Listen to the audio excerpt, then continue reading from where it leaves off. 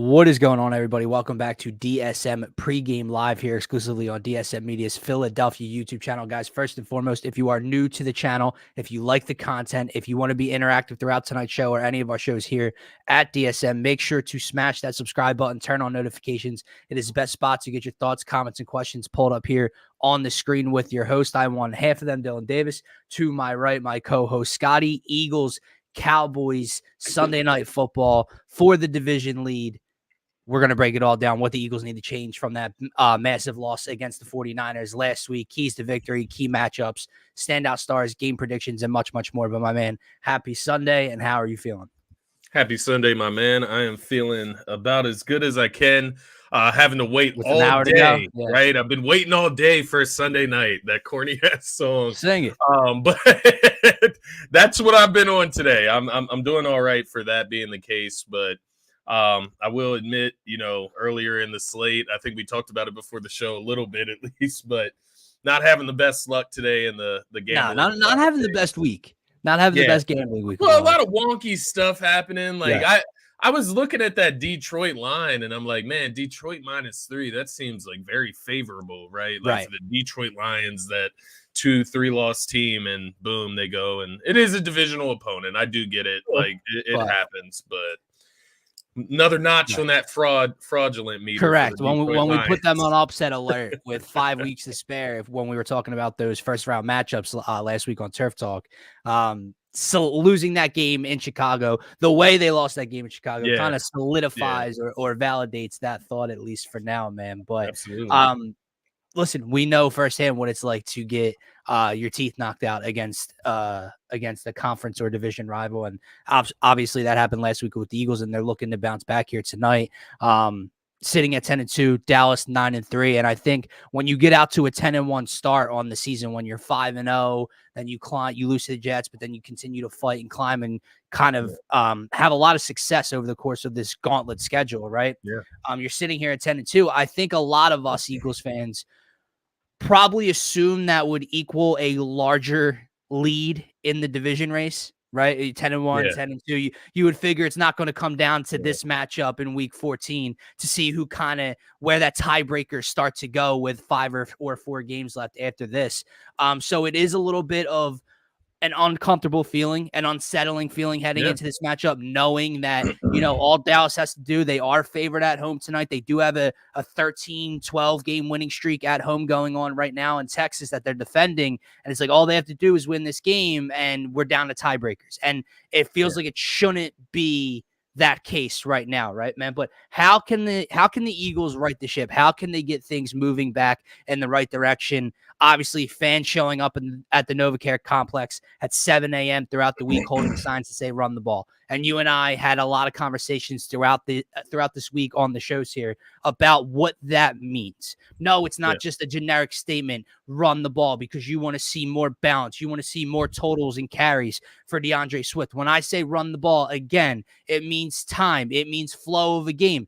It means not a read option, lining up under center in the red zone. It means all these different things. And I'll start right there with my first key to victory here. And it is the fact that the Eagles need to get creative in their rushing attack tonight against the Cowboys. I think it's been the blueprint against this Dallas front all year long. And when you're playing Micah Parsons and DeMarcus Lawrence, is you run right at them, right? You don't drop Jalen back 48 times and hope that Lane Johnson and company hold up throughout the course of the game passing, right? You have to run the ball at this line and try to dominate the line of scrimmage tonight. But how do you do so?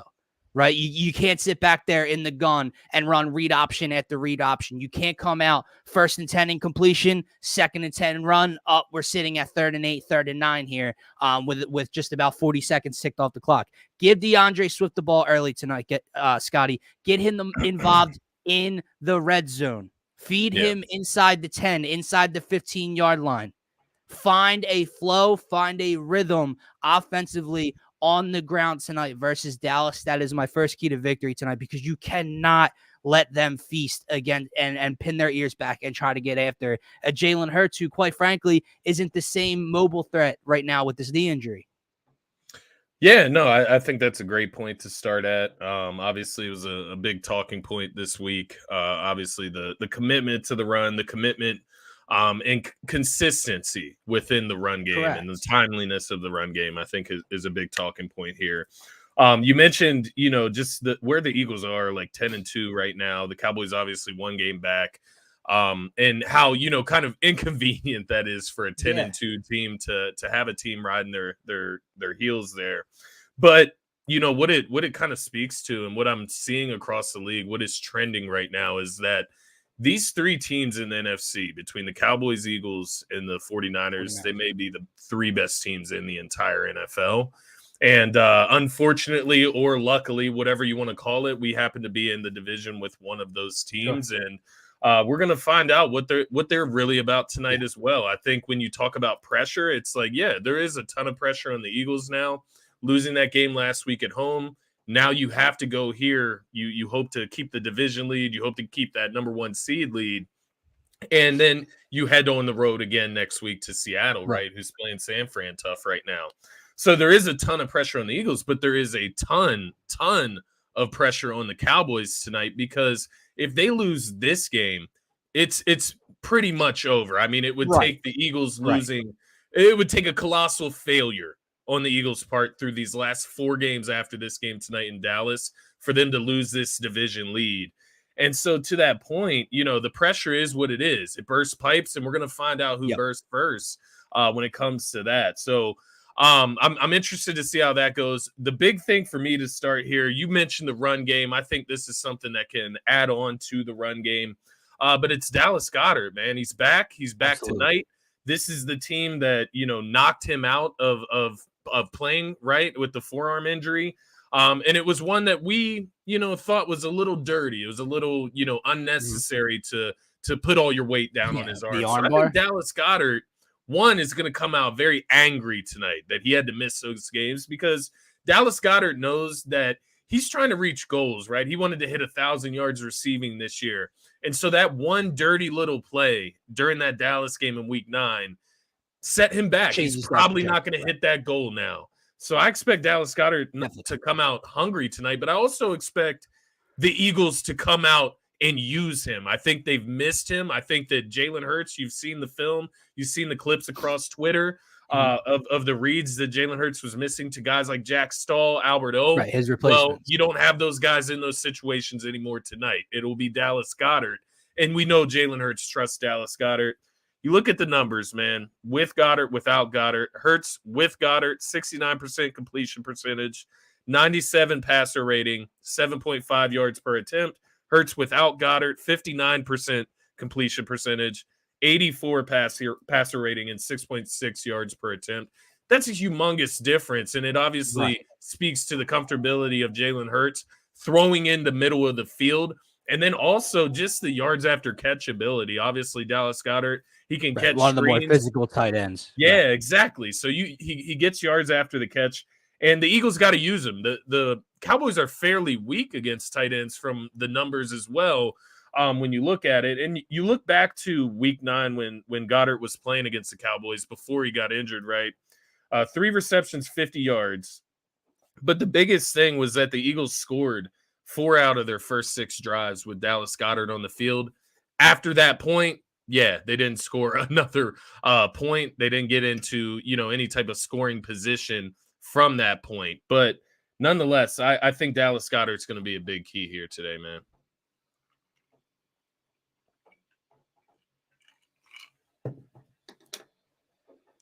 Oh, yeah.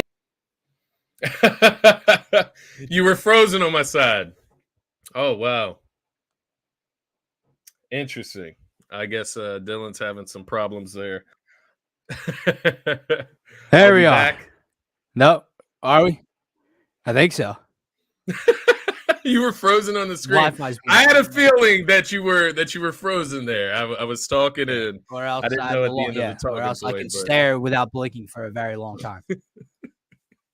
So we're good. All right. Right. You can hear me on cue. Yes, sir. Great. Dallas Goedert. So where the hell were you? Dallas Goedert. Yep. He's back. Dallas Goedert, key to victory. He's back.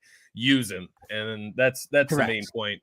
When they used him against Dallas in week 9, they were fairly successful throughout the game. It's a crazy philosophy, using your stars and getting them going, right? So And there I go. Oh, I'm back. All right. Jesus. Must be the rain on this We're going to East have to fight our way through this show.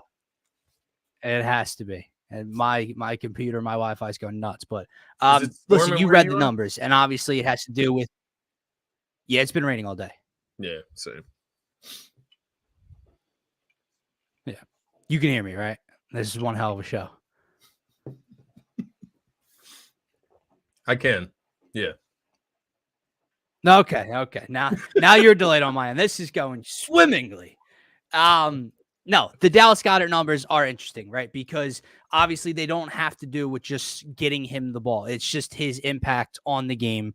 When you talk about Jalen Hurts' completion percentage, you talk about his QBR, you talk about all those numbers. Obviously, the Eagles are more effective in the rushing attack with Goddard on the field in run blocking situations than they are with Jack Stoll or anybody else, really. And it's pretty ironic when Jack Stoll gets all the praise as that run blocking second tight end for the Philadelphia Eagles. Goddard finds a way to impact the game in so many different areas, even when he's not being targeted or making big, runs after the. So with that said, I wholeheartedly agree with your point about getting Dallas Goedert the ball. But the other thing, man, it just has to be, we said it last week, the Eagles didn't do it. They didn't accomplish it against San Francisco. Getting your playmakers the ball, like whether that's getting them in space, using pre-snap motion to give them an advantage before the snap in their route, you have to do something to help out these wide receivers because as great and talented as A.J. Brown is, he's a top five tight end. He's a top 5 wide receiver in football. Smitty's a top 15 wide receiver in football. They can both easily win their routes one-on-one. But how can you make things even easier for them and make things easier for your quarterback in Jalen, who, like you said, was missing simple reads, was missing open receivers and tight ends last week against San Francisco? You have to find a way to create leverage for them pre-snap. When you look at things that San Francisco does before the ball snaps, you look at things that the Mike McDaniels and the Miami Dolphins do and how explosive those offenses are. Dude, the Eagles have just as much talent as both of those teams on the offensive side of the ball. They have a top 5 offensive line. They can do do everything those offenses are doing and then give you some more. So why not try to find a way to create leverage and create an advantage for your playmakers? And that's my second key on offense, man, getting them the ball. I know it seems difficult because you want to, let's say, we want to key in on the type of game A.J. Brown's going to have, but maybe, Smitty and Goddard each have 9 catches or 8 catches. Maybe it's a DeAndre Swift game. So I know it is hard to where you can't pinpoint one specific star to show up for this team because they can spread the ball around. But we talked about it last week, man, like whether it was PI and it wasn't called or not, whether that was a design play for Quez Watkins, why on that play call for that route tree is Quez Watkins the target on the go route to make a contested catch on a back double coverage? You're not putting these guys in the right spots right now offensively. And man, this is not the defense to mess around and do that against tonight, Scotty, because they will get to Jalen. They will throw different looks at him and make him make a mistake. You saw it, obviously, the first time around when we played them. Now they were able to recover it, but just the mental errors on offense with Swift and Brown running into each other to almost lose us the game. Things like that cannot happen tonight. You have to find ways to get your playmakers and your stars the ball in space and let them create for you. Make life easier for everybody on offense. Yeah, I think that's a great point, man. And just as far as like running your offense, just take whatever the defense is giving you. If they're giving you the run the football. To your first point, right? Like DeAndre Swift, make a point to get him in a rhythm early in this game and just get all the guys involved. It's insane to me, just as a talking point there, DeAndre Swift in the passing game and all the praise that he got from Nick Sirianni, to start this season about him, having wide receiver like hands, but you barely use him in the passing game. And on passing downs, Kenneth Gainwell's in the game. You know what I mean? So last week we saw it firsthand. There was a glowing example of what the Eagles' problem was. And, you're keeping 8 guys back to block 4 to 5 guys that are coming in on a pass rush. Right. And that was the problem last week, right? Not committing enough guys and it's boring to the play. Like, it doesn't make sense. So I'm asking them to please utilize DeAndre Swift. We're not preserving him for anything at this point because if you don't have home field advantage, it's not going to be a pleasant trip through the playoffs anyways. So you need to come out and you need to show your hand. Like, if this has been the whole thing this whole season where you don't want to show specific play calls to the playoff, cut it out. It's time to show your hand. It's time to put it out on the field and understand that you have one of the most talented teams in the NFL. You can go ahead and show your hand and just commit to your identity and what you love to do. So it's ironic though, because that point overall, man. Because you're talking about showing your hand, and that would sound predictable, right? But to your point, it goes against everything they should be doing on offense. When you talk about putting Kenneth Gainwell in, for passing plays, when DeAndre Swift's really the pass catching threat, but why do they put Gainwell in? Because he's a better pass protector. So you're tipping your hand. Not only are you not creating advantages for your guys, I don't have to worry about this running back on a passing route. Yeah, you're tipping your hand to the defense when he comes in on 3rd and 8 because he's in there to do one thing. That's try to help protect Jalen. Yeah. So that's one less receiver, one less threat they have to worry about, where DeAndre Swift has that catchability and has that run after the catch, ability for this Eagles offense. Yeah. No, you're spot on. And just as a whole, it's going to take a lot from the offense as a whole tonight, man. This is Dallas at home. We know what our pass defenses look like this season. It's going to take a lot tonight. It's going to take borderline perfect performance tonight from the offense. And I'm looking for them. They need to score, 28, 30 points tonight in order to win this game. So overall, I think you're spot on. I'll switch lanes. I'll go over to the defense. So I'll answer Pastor Rem's question here. Which linebacker getting 7+ tackles and assists? Don't know if it's going to be a linebacker. Reed Blankenship has been that guy. It's funny he asked this question because I was looking back over the season, and Reed Blankenship has only had under this number of tackles and assists one time. It was 5 tackles and assists one time this season. Other than that, he's hit this number each and every week. I actually laid that on a parlay earlier. Nonetheless, I'm switching lanes. I'm going to the other side of the ball, and that's on the defensive end. And it comes down to defending the middle of the field. You know where CeeDee Lamb's going to line up. You know where Ferguson's going to line up. He had his best game of the season against the Eagles in Week 9. Ferguson, that is the tight end. You have to defend CeeDee Lamb. You need to bracket coverage him. You need to double cover him. You need to make sure that guy does not beat you. And I would even go this far, Dylan. I said it on Friday on our Faithful Fanatic show. Mm-hmm. If they can run the football and beat us, then make them do that. Because I don't think the Dallas Cowboys are patient enough to sit back and run the football 30 times tonight. I don't think they're willing to do that at home in a dome. They want to air the ball out. They want to get the ball to their playmakers, right?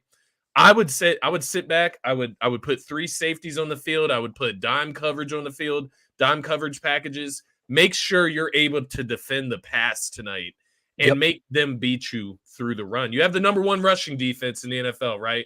Part of that could be the fact that you're so bad through the pass. So let's give up a little bit in the run and take a lot from the pass. And that's what I'm asking for tonight. And with that being said, that means your front 4, they need to get home. We don't need to bring linebackers on blitzes. We don't need to do any of that extravagant stuff. We need our guys in coverage to shut down the pass. We need our 4 pass rushers that are supposed to be elite to get home and bring Dak to the ground. Not just get your hands on him, put him on his back. That is going to be the biggest key here tonight for this defense, man. That pass rush, getting there with 4, Josh Sweat, Jalen Carter, Fletcher Cox, Jordan Davis, whoever you want to have in there in the middle, and then you have Hassan Reddick on the other side. These guys have to get home, man. He says, go boys. I say go Birds, man. But I agree with you. Go Birds. Listen, the middle of the field is going to play a major role tonight, and specifically on 3rd downs. And that's my first key defensively. This is an Eagles defense that got shredded by Dak Prescott back in Week 9, even though they were not able to convert, even though Dak's big toe was out of bounds on a 2-point conversion, even though the backup tight end was half an inch short on the goal line when Reed Blankenship makes the tackle and they don't convert there as well. They had so many opportunities, but the bottom line, Scotty, is they did whatever they wanted. Josh Allen and the Bills on offense did whatever they wanted. Brock Purdy, Christian McCaffrey, 6 straight drives resulting in a touchdown last week. This Eagles defense, going back to that Washington game, heading into Dallas week, back in week 8-9, are giving up over 60% conversion rate on third downs to their opponents. And what did Dak Prescott do back in week 9? Every single time, whether it was 3rd and 2, whether it was 3rd and 15, it did not matter. They could not get off the field. You have to get off the field on third downs, man. You cannot be giving up 50 to 60% conversion rates against an offense as explosive as this one. Excuse me. Yeah. You know, there's a comment up here. Dak averaging 41 points per game right now, or 41 points at home, whatever it is. They're unreal at home. Obviously, the win against Seattle was an absolute shootout between Geno and Dak. But the bottom line, man, Scotty, just a couple times, man. Just give me a couple stops and let the offense take you home from there. I'm not suggesting that the Eagles are going to hold Dallas to 20 points or anything like that. 23 points again at home. I don't know what they're going to be able to do. But you just have to make more plays on defense than they do tonight. And that means turning Dak over once or twice, coming up with a timely sack, getting off the field on third downs. Has to do a lot with the middle of the field and the coverage that they decide to go out. My last and final key when it comes to the defense, man, I said it to you all week long, and going back against that San Fran game, these teams you're playing right now, you saw it with Buffalo and you saw it with San Fran, and you're getting another dose of it with Dallas here, man. These are not your everyday offenses. Your everyday opponents. These are 9-3, 10-3 opponents. These are championship contenders. These are teams that can hang 45 on you on any given night. You cannot go out there and just run your same old zone coverage that you deployed against Mac Jones in week 1 and Kirk Cousins in week 2 and Sam Howell. No, you have to give different looks if you're Sean Desai. And whether that's, like you talked about with your dime packages, playing 3 safeties and putting that, Sidney Brown or Kevin Byard down in the box to cover the running back or to cover the tight end off the line of scrimmage, you have to do something different. And if you're not going to change your personnel, you have to allow your corners to play a little bit more press coverage, a little bit more man-to-man than you would typically do, and throw different looks at Dak Prescott pre-snap. Because if you do the same thing you did in week 9, Scotty, Dallas is hanging 30-plus on us tonight. Now, whether that's an Eagles 35-31 win, I don't know. But Dallas will score 30-plus tonight if Sean Desai does not adjust to anything his defense has been doing. Yeah, no, I think you're spot on. Obviously, getting Zach Cunningham back tonight, that'll help a little bit with the linebacking unit. Obviously, you had Shaq Leonard. They apparently have a small package for him as well tonight, so that should help a little bit. So you're getting guys back tonight. It almost feels like, Dallas Goedert, Zach Cunningham, and then also Shaq Leonard. It almost feels like 3 new players added to the rotation tonight after the experience from last week. So it is exciting. I'll take it back to your first point that you made there about third downs, and I completely agree. You have to win with 4. Like I said earlier, you have to win on third downs. And another, statistic just to add to your point of how bad the Eagles have been defensively on third downs, man. They've given up 13 passing touchdowns this season on third downs. That's absolutely ridiculous. There's actually 9 teams that haven't given up 13 passing touchdowns across all downs. So that's the crazy part for me. And then you look at it, 6 of those touchdowns on third downs have came in the last 3 games. So speaks to who you're playing, right? You played the 49ers, the Bills, and the Chiefs. These quarterbacks are extending plays. They're getting extra downs, right? But just goes to the point of you can't just continue to run out the same old shit week after week because it's not cutting it against these opponents right now. Yeah, no, I completely agree. So once again, to just add on to your point there, that's my last key to victory, just winning on third downs. You have to defend the middle of the field, and you get Dallas Goedert back tonight, man. That's a huge addition to the offense. So across the board, you got some nice things to look forward to tonight as far as helping out compared to last week, man. Correct. Correct. A And lot I want to go different back. perspective. Go back to this comment by Marshawn Lynch. I need a win for my sanity. And it kind of correlates with this comment by Terry because, look, if the Eagles want to come away with a win tonight, they do have to come out and punch Dallas in the mouth early. But it goes deeper than that. It runs a lot deeper than that because it is a more of a must-win spot in terms of Dallas than it is for Philly. Because if Philly loses this game, they have the easier schedule going forward. Both teams are 10-3, and the Eagles hold the tiebreaker right now in non-conference opponents, right? Yeah. So that's where, or conference opponents. So that's where the Eagles still are in the driver's seat from that standpoint. So Dallas needs this more. But when you get beat down the way you did last week in quite possibly the game of the year, right? The game that everybody circled back when the schedule makers released, every team, all 32 schedules, right? And you get punched in the mouth that way at home, you have to come out and show me who you are this week. A loss is a loss is a loss. I get that. And when we win ugly games, there isn't room for style points, but there is something to be said for how you respond to getting knocked down. Yeah. And if you come out tonight against that opponent on Sunday Night Football, on the road, fighting for the 1 seed, fighting for the division as the season's winding to an end, and you don't respond, what am I supposed to take away from that? Yeah. If the Eagles are the team that comes out tonight and gets kicked in the face, and they go down 14-0, they go down 17-3, that's going to be a problem, man, because, again, you can't be trailing by 10 points at halftime again tonight. No, it won't work out tonight. All the fun, the big comeback wins, get blown out. That stuff, you can't have that. Not against this offense the way they're playing on the road. You'll get blown out. It tells me a lot about this team, how they respond, and if they are able to punch Dallas in the mouth to open up this game, because then I'll know from that moment on, that first hook, you'll know the Eagles are here to play. But if they come out and they let Dak go right down the field and it's 7-0 right off the bat, you're going to sit back and you're going, uh-oh, like, what are we in store for tonight? I get it's a long game, but you cannot allow that to happen. Let's be honest, man. This defense has been drugged through the mud. I mean, they have not been good this year at this point. The defense has not been good. We have reached that point. Last week was that, peak moment of not good defense moment, right? Well, we are here now. And the defense has to step up and answer the call tonight against a good Dallas team at home that has won games in a row, man. You want to chirp Eagles. You want to chirp an Eagles legend throughout the week. You want to say, I thought I had a good game. I thought I tackled well after your defense gave up 42. Not good enough.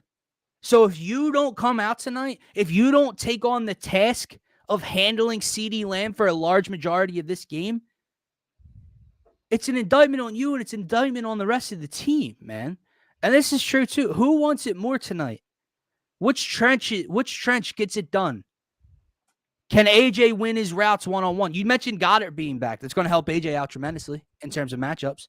Can they win? Can every guy line up and win their battle one-on-one tonight? Win their matchup one-on-one. That's what we're looking for tonight, Scotty. So with that said, when you talk about winning your matchups one-on-one, on offense, who is your standout start tonight for the Eagles if they are trying to come away with a win? Yeah, man. You look at this game tonight. This is the moment where the Eagles can kind of separate the Cowboys from the group of three, right? You can knock them out of the conversation. This is where you put your name on the board. It's just us and the 49ers. If you don't, you come out here and lose. It's not the end of the world. I will say that. But it is the fact that you are now including the Cowboys in that conversation of the big three in the NFC. And I don't think you want to walk away from this game. I don't think you want to go into Seattle with that on your mind. So it's going to be huge tonight. My offensive player of the game, my offensive standout, I've talked about him already as my key to victory. It's Dallas Goedert. He controls the middle of the field for the Eagles in the passing game. He's great at blocking, as good as Jack Stoll is. Goddard is good. Plus, he's a passing threat, right? On top of that, he's probably our best yak receiver. Like, honestly, out of everybody. I mean, AJ doesn't get utilized. He doesn't get utilized in that way. Smitty's just not your yak, your typical yak receiver. Not built that way. Swift isn't used in the offense that way. So it is Dallas Goedert. He is your yards after catch guy. Your yards after contact. So I expect him to come out, play physical tonight. I do expect him to get in the end zone. But I do think the biggest thing for Goddard tonight, and the reason that he's such a big piece to this puzzle, is ultimately because of Jalen Hurts' trust. When you're a quarterback, especially a younger quarterback, I know he's been in the league 3-4 years now. Yeah. He's got his big contract. He's still a young guy. He's still a young quarterback. And when you're a young quarterback, there's a lot that goes into the way you process things throughout a game. Seeing Dallas Goedert, that number 88 there, rather than Jack Stahl, whatever the hell, I don't even know his goddamn number. That's how much Jalen Hurts might not trust that guy, right? Maybe he doesn't know his number. But nonetheless, Dallas Goedert, that familiar 88 number, will be there waiting. And it's a huge part of the game, man. Jalen Hurts just being able to trust that read within the development of the play, just being able to trust that he can go to his tight end. You're repping the 88 tonight.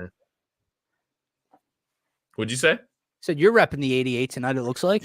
Yeah, I had to, man. Dallas and Dallas. He's ready. Man, they took my man out. I'm telling you. He was starting to get comfortable in the offense. He was on his way to his first 1,000-yard season, and they've really derailed him. And I think he owes them a little something for that tonight. A little get back, yeah. No, I agree. For my offensive standout star, man, I really, really want to say DeAndre Swift. I want it to be him. Yeah. You go back to this offseason and you think about all the acquisitions and the draft class of Jalen Carter and Nolan Smith and all these Georgia Bulldogs, right? And everything's so exciting, and they're young and they're still contending for a title. But DeAndre Swift was the one piece of this offense that's new, right? And the Eagles last year, obviously I know it was with Gardner Minshew in Dallas, but you said it to me throughout the week, like, man, when can we just sweep this team? Once. I would just like one season would like to go 2-0 against this team because it's either vice versa or it's a split. It's 1-1. And that's normally when you're doing your record predictions, you chalk it up as 1-1. But you have an opportunity now if they're winning in week 9 to do that. And DeAndre Swift is that new piece. He's that difference maker in the offense for this team. Yeah. I just don't have the faith until shown otherwise that Nick Sirianni and Brian Johnson are going to read the room and understand that he has to get the ball, that he's got to be the one to carry it 16 times, 2-3 catches. DeAndre Swift should be touching the ball all around close to 20 times tonight, but he won't. I don't believe he will. But to your guy, to 88, it's not just what he can do. It's what he can do for others simply by being on the field and what he's going to do for number 11 tonight, man, because number 11, we go back at the Buffalo game. We look at the Kansas City game and one catch for 8 yards. How's that possible for a top 5 wide receiver? Did he even bother showing up? We talk about his effort last week, not sealing the edge for what could have been a big pickup or even a walk-in touchdown. His life's been miserable since Dallas Goedert's gone out. The amount of double teams, the amount of bracketing that this dude's been seeing on each and every route, it's got to add up to a lot of frustration for him and Jalen, man. So to get 88 back over the middle of the field and open things up for A.J. Brown is absolutely huge tonight. You look at what DK Metcalf and the Seattle Seahawks were able to do through the air against DaRon Bland. I know the pick sixes. I get it. He's exciting, right? No, he's the guy tonight, though. He's the guy you target. He's not a matchup for A.J. Brown. He's not a matchup for those bigger, stronger, more physical wide receivers like you saw him versus DK Metcalf last week. What are you going to do? You're going to throw Stephon Gilmore. You're going to throw 35-year-old, 45-year-old Stephon Gilmore on A.J. Brown the entire game. It's not going to work out the way you think it is, man. So A.J. Brown has to get involved tonight. If you're not going to do any extra shit to get DeAndre Swift involved, do something for 11. Use pre-snap motion. Get him the ball on quick slants, on quick hitters, and let him do what he does best, and that's create with the ball in his hand. So I'm going to go with A.J. Brown. Sunday Night Football, national television. He put out the IG post, right? The Twitter post about no one can guard me, bro. Yeah. So go and find a way to get him the ball. Defensively, we've struggled picking defensive standout stars at times this year, man, because, it seems like Jalen Carter starts to pick things up for a couple weeks, and then you pick him as your standout star, and he's a no-show. You think the secondary's starting to get it together. You think someone's going to come away with a pick tonight. No, they get torched for 40. Who's your standout star defensively, and who makes life a little bit more difficult for Dak? Yeah, I think to your point, there's multiple, right? We need multiple guys to step up tonight. So I'll give you 2 guys that need to step up from two different levels of the defense. And I'm looking at Darius Slay here first, right? You talked about him a little bit earlier. And I think this one's plain and simple for Darius Slay. You tell people not to call you Darius. You tell them, first you tell them call you Big Play Slay. Now you just say call me Slay. Which one is it, right? Is it Big Play Slay or is it just Slay? He's known as and Darius. That's what I want to find out tonight. I want to find out if Darius Slay can be Big Play Slay for us anymore. And make a big play, man. Get a turnover in this game. Play aggressive, right? Don't leave any room for Seth Joyner to make comments about your play. So that's one guy I'm looking at. The other guy I'm looking at is Josh Sweat on that defensive line, man. You look at these numbers last time the Eagles played them in Week 9. Terrence Steele matches up directly with Josh Sweat on the left side of the line. Allowed 12 pressures, 7 hurries, and 4 sacks in that Week 9 matchup against the Eagles. Josh Sweat, answer the call, my man. You want to be recognized? You get recognized in games like this against the Dallas Cowboys in Dallas, Texas, in Jerry World, in AT&T Stadium. You go out there and you make plays. This is how you get recognized as top edge rushers in the league. No, I love the pick. I'm going to stick on the defensive line here. I'm going to go across to number 7, the counterpart to Josh Sweat. Hassan Reddick has kind of been the vocal leader as well as the do-it-all kind of leader on the field, right? Show what you can do, right? Lead by example. And you go back to that first matchup versus Dallas, and man, just the total amount of missed opportunities and not finishing tackles to the ground and not wrapping up Dak and letting him extend plays, fighting off tacklers, extending with his legs and finding guys downfield. You can't have none of that tonight, man. You can't try to go after Dak high, him shrug you off, climb the pocket, and hit someone for a 22-yard gain for a big first down. Can't happen.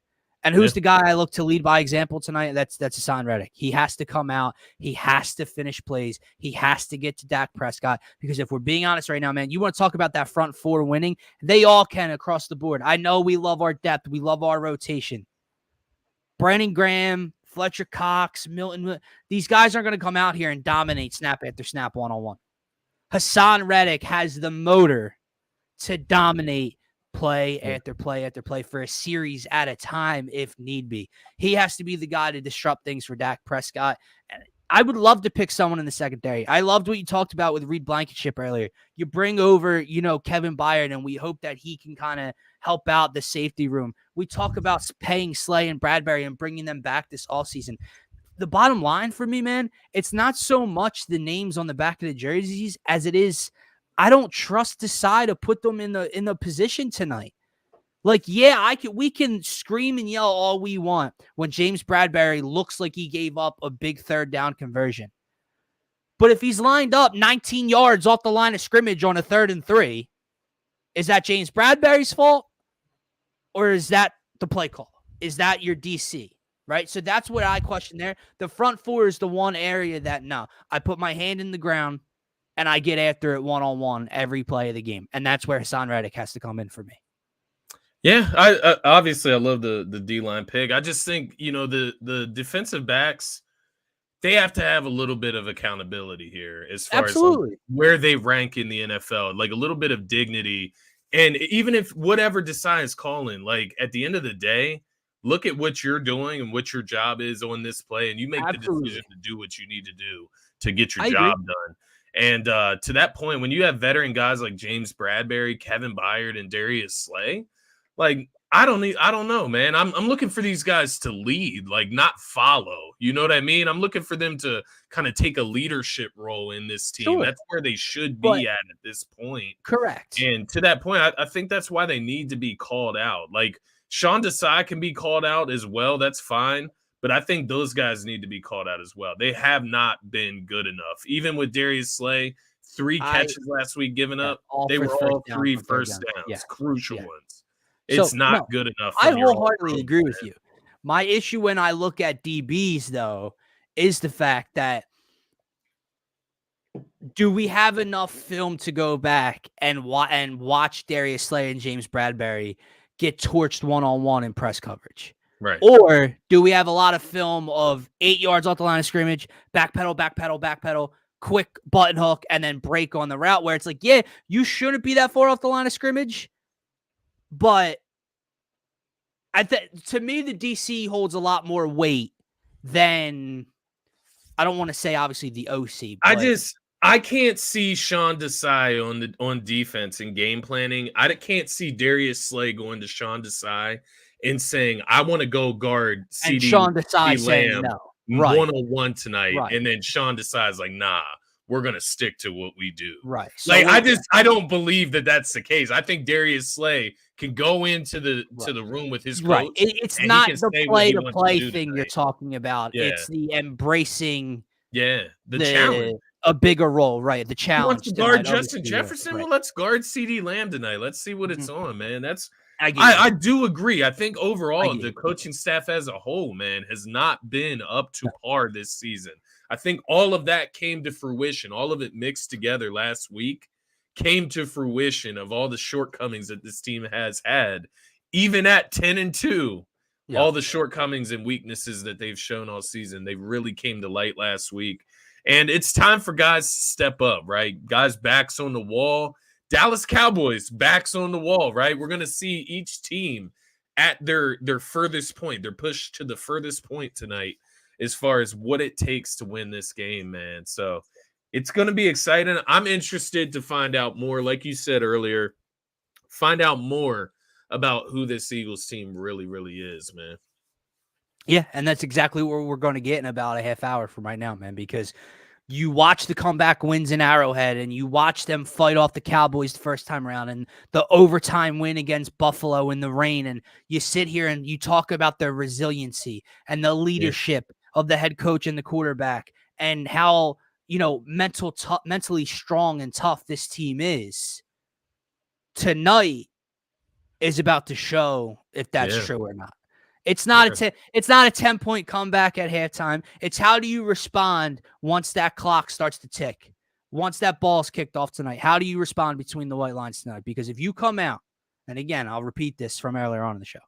If you come out and go 3 and out, and then Dak goes right down the field doing whatever he wants. That speaks to the coaches. That speaks to the coaches. If that happens from the beginning, that speaks to the coaches. Yeah. That is your opening drive script of what you want to try to accomplish and get the ball rolling tonight. And if you come out and get punched in the mouth in the first 5 minutes of this game and you go down immediately, that is a huge indictment on this team. And they're going to have to start climbing out of a hole that they've dug for themselves yet again. You cannot have it. It goes back to Marshawn Lynch's comment here, man. It does not matter how you win this game. Just win the ball game tonight. Yeah. And if you don't, like I said, don't get your teeth kicked in like last week, because those red flags we've had all year long about the play calling and the personnel usage and the secondary, all of those are going to have a magnifying glass on them throughout the week. And we're going to be sitting here reeling after 2 really bad losses to 2 teams in your conference that stand in your way to getting back to the Super Bowl. And you just, for my own mental health for this week, my own mental strength, I can't deal with it. I won't be able to handle it all week long, and listening to national media and thinking about what this team's ceiling is if they were to get blown out tonight. So for that said, let's get to game predictions, man. This is going to be an extremely difficult victory if the Eagles are able to get one tonight. They are underdogs. I believe that the line's sitting at 3.5 in favor of Dallas right now. In fact, I believe Dallas is like minus 180 on the money line, which is a crazy money line for either of these teams to be favored at when the matchup is this close, man. You're pushing minus 200 in this situation. That's ridiculous in my opinion. And it makes me feel a little bit better about the Eagles tonight. I'm not going to lie to you. I'm going to embrace that role. They need to embrace that role. Do they get the job done, though? Yeah, man, this is a game, like you said, where the Eagles need to put up or shut up, and it's gonna speak a lot about who they are as a team, how they respond tonight. I think when you look at that comment from Marshawn Lynch, which you just mentioned, doing whatever it takes to win. That includes A.J. Brown. That includes Dallas Goedert, the 2 guys we mentioned as our offensive standouts. Even if it isn't your night in the production column, it can still be your night in playing a part to helping this team win. You talked about AJ Brown last weekend against San Fran, not sealing the edge on that DeAndre Swift run in the 20-yard line, right? Yep. Those are the type of game-changing plays that you can make without the ball in your hands. Yep. And so that is what I'm asking these guys to do tonight. I'm asking these guys to play for each other and play for the name on the front of the jersey, right? And get the W tonight. These guys need to do whatever it takes, exactly like you said, exactly like Marshawn Lynch said. And if they do that, I think they are the better team. I do. I think they're a better constructed team than Dallas. Yeah. I think they are a more composed team than Dallas. I think that they have experienced more than Dallas has experienced. That's even with Dak having the tenure that he's had over Jalen Hurts. Jalen Hurts has seen things that Dak has not seen. Right. And to that levels point, that they haven't reached. I need the Eagles to show up tonight, and I think they do show up tonight. I think it's going to be a tough-ass game. I think it's going to be the toughest win of the season. I got the Eagles winning this one 31-28. I'm standing on that fact that they will have to score 30-plus points tonight in Jerry World. And it's not to even say that the defense won't have a decent night. I think they could make some difference-making plays in this game, and the Cowboys still score 28. I think the Cowboys are that good. I think they are playing that good right now. So 31-28 is my prediction. Eagles W through it all, though. That's what Take the over. Take the over. It's funny. We just spent 46 minutes here talking about the defense and play calling and the coaches and resiliency and everything. We didn't talk about number one at all. And for my money, he's played in a Super Bowl. He's hosted an NFC Championship game. Every game throughout this gauntlet leading up to this matchup versus Dallas this season has been the next biggest game of Jalen Hurts' career at that point in time. This is now the biggest game of Jalen Hurts' career right now, today, right? For put the Super Bowl aside. Yeah. He has to do more tonight. What I mean is he cannot be a part of the system. He cannot just fit the role that is the Eagles offense with all these weapons around him and distribute the ball and protect the ball and not try to do too much. Now, fuck that tonight, because this is not Sam Howell. This is not Mac Jones. This is not Kirk Cousins. I've seen this dude battle with the greatest quarterback of our generation and beat him on the road this year. I've seen him battle Josh Allen. I've seen him battle Dak. I've seen him battle a lot of great quarterbacks, the best quarterbacks this league has to offer right now. Yeah. But for some reason against this team in that building, even in his limited experience in that building, Jalen hasn't done enough to beat that team, to beat that quarterback in that fashion. He has to go out and do more tonight. When I say he has to, the Buffalo game, man, right? The third down, the rolling out, pointing, going down, bang, hitting Zaki. Those types of game-breaking plays Jalen Hurts has to make tonight. 3rd and 8, everything breaks down, break a tackle, pick up a first down with your legs. He has to make game-changing type of plays tonight, both with his arms and legs. He has to be special enough to outduel Dak Prescott, because as much as we like to clown that team and we like to clown Dak and his interception problem that he had last year, the dude really is playing at an MVP type level. Put opponents aside, put opposing defenses aside, and he hasn't beaten anybody. Yeah, that matters to an extent. But when you're averaging almost 40 points per game, you're 9-3. It doesn't matter anymore. You are getting the job done. Jalen has to be special enough to beat that quarterback one-on-one tonight. And I think he will be, because there is no quarterback made more for these big moments than he is. I truly believe that. So I'm going to go with an Eagles win tonight, man. I don't know. I do believe it is high scoring the way you're suggesting, right? Because what we've seen our defense do, you're just figuring that they have to do enough on offense to get the job done tonight. I just think it's going to be a weird prime time, long drives, long possession types of scoring drives tonight.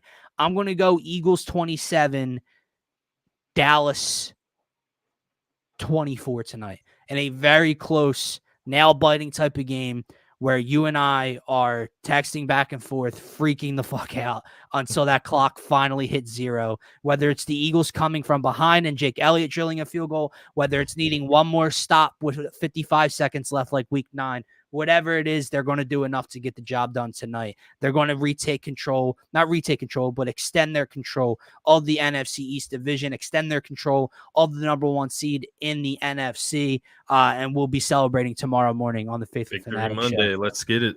Yeah, we need one, man. It feels like it's been a minute since we've had one of those. Guys, with that said, there's 25 people in here right now. If you are new to the channel, if you like the show, if you like the content, make sure to smash that subscribe button. We greatly, greatly appreciate each and every one of you that comment throughout tonight's show and that are viewing this live or in replay form. We got about 20 minutes to kick off, so let's get on out of here. For myself, for Scotty, for DSM, have a great rest of your night. Go Birds, and we will be live right here on the channel tomorrow around 9:30 a.m., so stay tuned for that. Have a great rest.